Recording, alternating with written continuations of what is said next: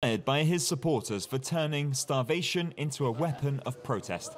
Palestinian activist Khada Adnan has just been released from Israeli prison after a 56-day hunger strike, during which he refused to ingest anything other than water. He now has to spend a few days recovering in hospital in Jerusalem. I lost around 20 kilos, just under 20 kilos. Israel claims Adnan is a security threat due to his alleged links with Palestinian Islamist group Islamic Jihad.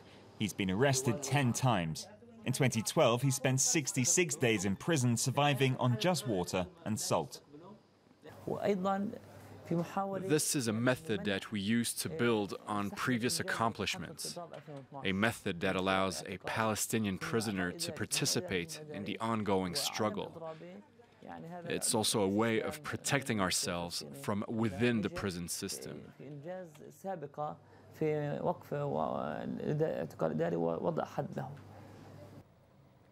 Almost 400 Palestinians are currently held under the Israeli policy of administrative detention. In theory, that means they can be in prison without charge nor trial for a maximum of 6 months, but the detention can be renewed indefinitely. Odeh Stete is still in prison after his arrest in November 2014. His father says he's now spent at least 34 days on hunger strike. We're really suffering from a personal perspective. My son didn't do anything wrong. He is a prisoner due to a system of injustice.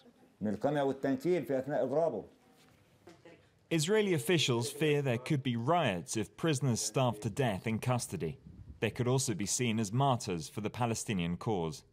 The government has therefore proposed a controversial bill that would allow hunger strikers to be force-fed. Israel is responsible for the health and safety of those incarcerated in its prisons and has an obligation to prevent prisoners from committing suicide. This legislation establishes a process whereby a judge, through a process of consultation with all involved, including the hunger striker and his physician, has the authority to order life-saving intervention. In order to force-feed a person, they must be restrained and then either receive nutrition through a gastric tube or by intravenous means. Doctors say both these methods cause intense suffering. Any kind of forced nutrition of a patient who is conscious and who is not ready to take this nutrition is a kind of torture.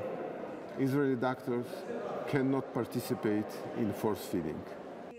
Israeli opposition MPs say that the government should abandon the idea of force feeding and instead review its policy on administrative detention.